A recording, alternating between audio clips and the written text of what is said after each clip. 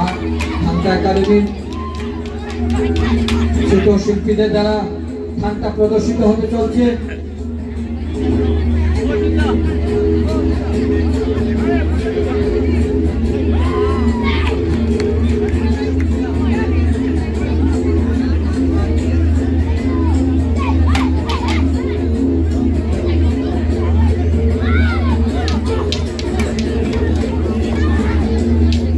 কিভাবে নিজেকে আত্মরক্ষা করতে হয় ঠান্ডা প্রদর্শনে সেটা প্রদর্শিত হচ্ছে।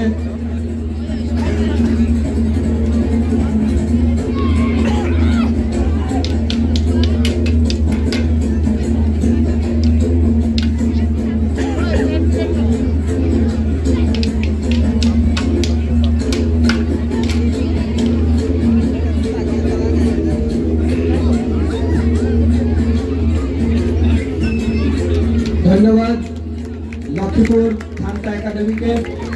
এবারে ধামাই নৃত্য পরিবেশিত করতে যাচ্ছে সুরভি সঙ্গীত বিদ্যালয় পয়লাপুলের পক্ষ থেকে। শিল্পীদের অনুরোধ করছি ধামাই নৃত্য পরিবেশন করার জন্য।